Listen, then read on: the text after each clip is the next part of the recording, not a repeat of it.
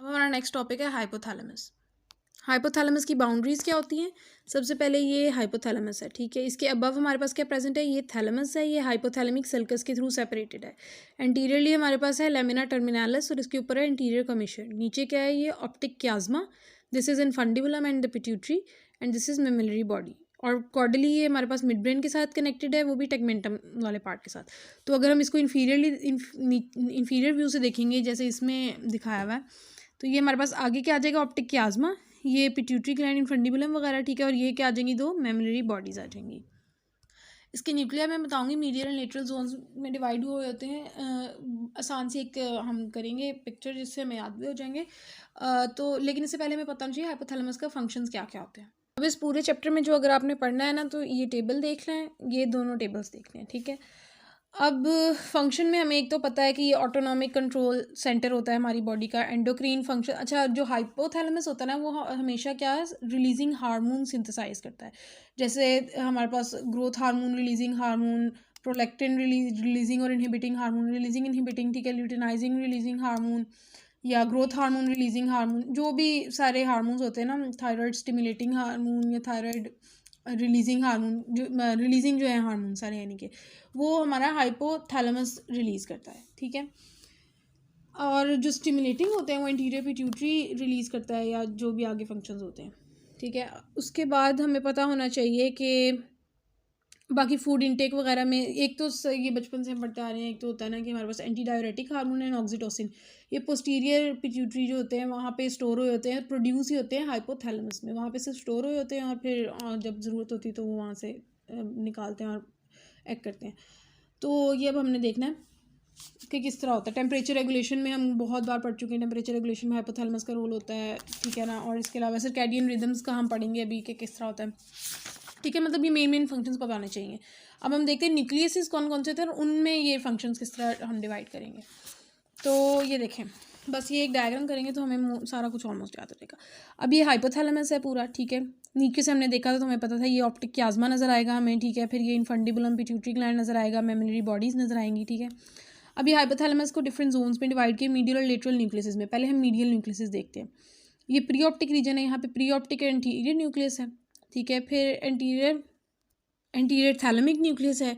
फिर ये paraventricular, supraoptic and suprachiasmatic nucleus है। सुप्रा क्याज्मेटिक याद रखें, ये सर्कैडियन रिदम्स में, ये क्लॉक का साइन बना है, ये सर्कैडियन रिदम्स में इन्वॉल्व होता है, ठीक है। सुप्रा ऑप्टिक न्यूक्लियस किस में इन्वॉल्व है? ये किडनी का बनाया हुआ है ना, तो इसका मतलब क्या है कि ये एंटी डायरेटिक हार्मोन सिंथेसाइज करेगा और ये पोस्टीरियर पिट्यूटरी में जाके स्टोर हो जाएगा। पोस्टीरियर पिट्यूटरी को कहते हैं न्यूरोहाइपोफाइसिस, ये नर्व वगैरह यहाँ पर होती हैं। यहाँ पे किस तरह ब्लड वेसल्स होती हैं जिसके थ्रू हार्मोन्स ट्रांसपोर्ट होते हैं इंटीरियर में। उसके अलावा ये पैरावेंट्रिकुलर न्यूक्लियस, यहाँ पे ये ब्रेस्ट और ये यूट्रस बना है। इसका मतलब क्या है कि मायोएपिथेलियल सेल्स की कॉन्ट्रैक्शन और यूट्रस की कॉन्ट्रैक्शन के लिए कौन सा हार्मोन रिलीज होता है? ऑक्सीटोसिन, और वो भी पोस्टीरियर में स्टोर हो जाएगा। और प्री ऑप्टिक का और एंटीरियर जो है वो, अच्छा, एंटीरियर जो रीजन होगा ना वो हमारे पास पैरासिम्पैथेटिक एक्टिविटी के लिए इन्वॉल्व होगा और पोस्टीरियर जो रीजन होगा वो सिंपैथेटिक एक्टिविटी में इन्वॉल्व होगा। टेम्परेचर भी एक फंक्शन है हाइपोथैलेमस का। तो एंटीरियर जो है वो क्या करेगा? हीट रेजिस्टेंस, यानी हीट अगर ज़्यादा प्रोड्यूस होगी तो बॉडी को कूल डाउन टाइप सिस्टम जो है ना वो करेगा एंटीरियर रीजन, और पोस्टीरियर रीजन क्या करेगा? हीट प्रोडक्शन का काम करेगा, ठीक है। उसके बाद हम देखें तो ये ट्यूबरल रीजन है, ठीक है। ये जो ट्यूबर साइनेरियम है इसके ऊपर वाला, इसमें हमारे पास क्या क्या न्यूक्लियस है? Ventromedial, dorsomedial and arcuate. अब इनके क्या क्या फंक्शंस हैं?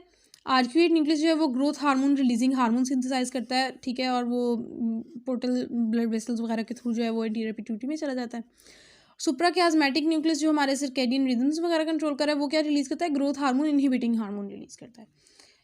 और उसके अलावा जो हमारे पास अच्छा, और उसके बाद डॉर्सोमीडियल और वेंट्रोमीडियल न्यूक्लियस है। वेंट्रोमीडियल न्यूक्लियस किस काम के लिए होता है हमारे पास? ये होता है कि हम सेटी सेंटर या रिवॉर्ड सेंटर इसको कहते हैं, कि हमने खाना खा लिया तो हमें अब ये फीलिंग कैसे आएगी कि हमने खाना खा लिया, अब हमारा पेट भर गया है, या जो भी कि हम खाना बंद करते हैं अब। तो ये वेंट्रोमीडियल न्यूक्लियस का काम है, ठीक है। इसी के ऑपोजिट अगर लेटरल न्यूक्लियस में देखें ना, तो उसमें एक होता है वेंट्रोलेटरल न्यूक्लियस। उसका काम क्या होता है कि वो ईटिंग को स्टिमुलेट करता है, ठीक है, कि हमें खाना खाना चाहिए। और थर्स्ट सेंटर भी होता है। अब जो डॉर्सोमीडियल और पैरावेंट्रिकुलर न्यूक्लियस जो उनसे क्या हमारे पास निकलता है? Thyroid releasing hormone. हाइपोथैलेमस हमेशा रिलीजिंग या इनहिबिटिंग हार्मोन से रिलीज करता है। थायराइड रिलीजिंग हार्मोन हो गया। और उसके अलावा खाली पैरावेंट्रिकुलर न्यूक्लियस से क्या निकलता है? कॉर्टिकोट्रॉफिन रिलीजिंग हार्मोन निकलता है। उसके बाद हम देखें तो ये अब ये मेमोरी रीजन आ गया। इसमें हमारे पास कौन से न्यूक्लियस है, पोस्टीरियर न्यूक्लियस है एक तो, ठीक है, और एक ये है ट्यूब्रो मेमोरी न्यूक्लियस जो है वो लिपलिकिंग वगैरह जैसी एक्टिविटीज़ होती हैं उसमें इन्वॉल्व होता है। और पोस्टीरियर जो है वो हमारे पास हीट प्रोडक्शन के लिए, जैसे भी मैंने बताया ना, पोस्टीरियर जो होता है वो अगर कोल्ड हो जाए बॉडी या जो भी, तो फिर उसके लिए हीट प्रोडक्शन करवाएगा। और सिंपैथेटिक एक्टिविटी का ब्लड प्रेशर भी इंक्रीज होता है सिंपैथेटिक एक्टिविटी में। तो ये सारे काम मेमोरी पोस्टीरियर न्यूक्लियस के हो गए। और हमने देख लिया कि कौन कौन से हार्मोन्स भी वो रिलीज़ कर रहे हैं, ठीक है। अब ये सारे हमने मीडियल न्यूक्लियस देखे। अब लेटरल न्यूक्लियस कौन कौन से होते हैं, सुप्राक्याज्मेटिक, प्री ऑप्टिक, ट्यूब्रोमेमलरी, ठीक है, ये ना मतलब दोनों साइड्स पे शेयर हो रहे होते हैं। और कुछ होते हैं lateral tuberal and lateral hypothalamic जो न्यूक्लियस होते हैं, ठीक है। लेटरल का मैंने काम बता दिया कि थर्ड सेंटर होता है और ये ईटिंग का सेंटर। अच्छा, अब अगर जो है हम किसी बंदे का लेटरल न्यूक्लियस जो है उसको हम रिमूव कर दें, यानी कि उसको अब जो है वो ये एहसास ही नहीं हो रहा कि मुझे खाना खाना चाहिए, तो वो उस कंडीशन को क्या कहते हैं, एनोरेक्सिया नर्वोसा, ये हम पढ़ चुके हुए हैं, ठीक है। एनोरेक्सिया वो कंडीशन होगी। और थर्स्ट वगैरह का भी उसको कोई नहीं पता लगेगा। और अगर हम किसी का वेंट्रोमीडियल न्यूक्लियस रिमूव कर दें, यानी उसको यही ना पता लगे कि अब मैंने खाना बंद कर देना है, बस कर देना है, तो उसका क्या हो जाएगा कि वो ओबेसिटी हो जाएगी, उसमें वोरेशियस ईटिंग वगैरह हो जाएगी, ठीक है ना, ज़्यादा वो खाना खाएगा। तो ये हाइपोथैलेमस के फंक्शन, हम इसके कनेक्शंस देखते हैं। ये देखें कम्युनिकेशन किस किस तरह से होती है, एफरेंट और रिफरेंट फाइबर्स। अब इसमें क्या क्या है हमारे पास कि एक तो जो है ना ये गस्टेटरी एक्टिविटी जो न्यूक्लियस ट्रैक्टस सॉलिटेरियस जो होता है, वहाँ से हमारे पास जो भी सेलिवेटरी ग्लैंड्स वगैरह के लिए जो लंग्स कह रही हूँ, टंग से हमारे पास इन्फॉर्मेशन आती है ना टेस्ट वगैरह की, वो भी हाइपोथैलेमस में भी कुछ हद तक जाती है। विजुअल इफेक्ट्स, ठीक है, ऑप्टिक क्याज्मा जो है यहाँ पर, ये हमने देखा अभी ऑप्टिक क्याज्मा है, ठीक है। यहाँ से इन्फॉर्मेशन जो है वो हमारी सुप्रा क्याज्मेटिक न्यूक्लियस में जाती है और वहाँ से जो है वो सर्कैडियन रिदम्स वगैरह भी कंट्रोल होते हैं और विजुअल इफेक्ट भी कुछ हद तक कंट्रोल होता है।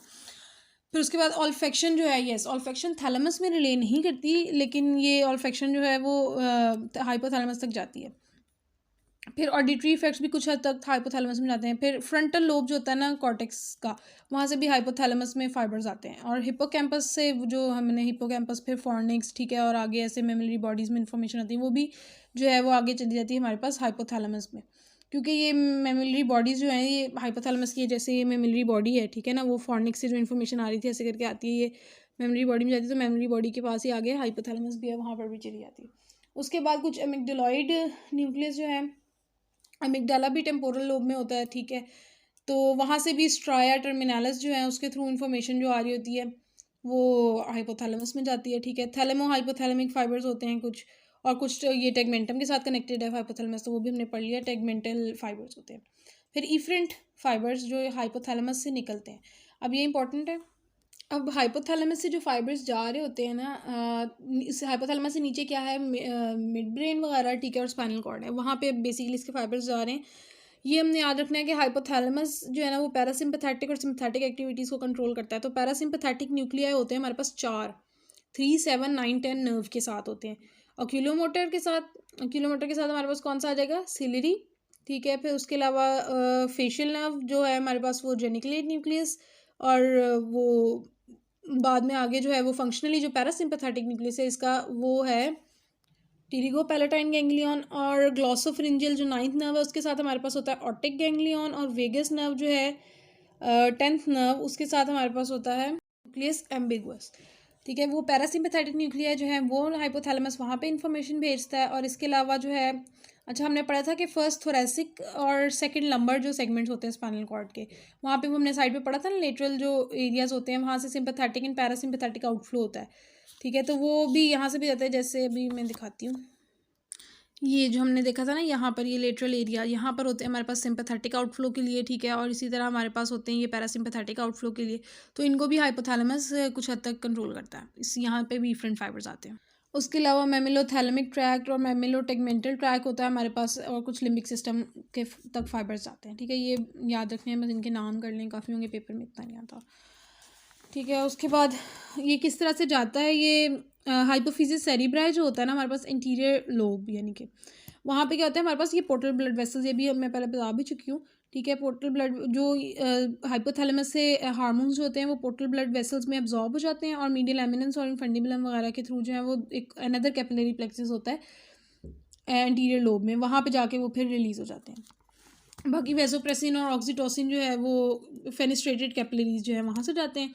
ठीक है, वो हम पढ़ चुके हैं कि सुप्राऑप्टिक न्यूक्लियस जो है वो एंटी डायरेटिक हार्मोन रिलीज़ करता है और पैरावेंट्रिकुलर न्यूक्लियस जो है वो हमारे पास ऑक्सीटोसिन रिलीज़ करता है और वो जाके हमारे पास पोस्टीरियर में स्टोर हो जाते हैं और जब ज़रूरत हो तो निकलते हैं। ठीक है, और वेसोप्रेसिन या anti diuretic hormone blood pressure को और वाटर बैलेंस को रेगुलेट करता है, ऑक्सीटोसिन कॉन्ट्रैक्शन को रेगुलेट करता है।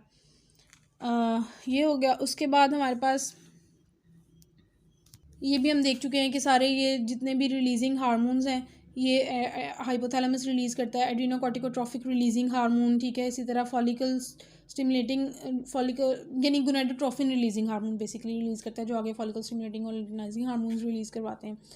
ठीक है, thyrotrophin releasing hormone, growth hormone releasing hormone and inhibiting hormone भी रिलीज़ करता है। ठीक है, ये सारे जितने भी रिलीजिंग एंड इनहिबिटिंग हार्मोन्स हैं ना वो रिलीज़ करता है हाइपोथैलेमस। उसके बाद ये मैंने बता दिया कि ये टेबल्स 3 जो हैं ये आपने रीड करने हैं, इसका पता होना चाहिए, अच्छे से याद कर लीजिएगा। ऑटोनॉमिक रिस्पॉन्सेज वो हम देख चुके हैं कैसे होते हैं।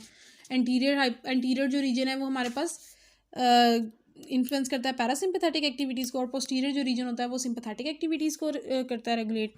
Endocrine system releasing inhibiting hormones कर चुके हैं। फिर न्यूरो सिक्रीटरी हार्मोन्स जो हैं वही सुपराऑप्टिक एंड पैरावेंट्रिकुलर न्यूक्लियस जो एंटी डायरेटिक और ऑक्सीटोसिन रिलीज़ करते हैं। टेम्परेचर रेगुलेशन जो इंटीरियर वाला एरिया है, ठीक है, वो हीट को लॉस्ट करवाता है, यानी हीट जब ज़्यादा हो जाए बॉडी में प्रोड्यूस तो उसमें एक्टिवेट होता है। जो पोस्टीरियर रीजन होता है वो जब ज़्यादा कोल्ड हो जाए तब एक्टिवेट होता है ताकि हीट प्रोडक्शन हो सके। फिर मीडियल एंड लेटरल न्यूक्लियस हम बात कर चुके हैं कि किस तरह फिर एनोरेक्सिया, नर्वोसा या ओबेसिटी वगैरह भी हो सकती है। ठीक है, और इमोशनल बिहेवियर्स में इन्वॉल्व होता है, सर्कैडियन रिदम्स में इन्वॉल्व होता है। तो this is all about hypothalamus.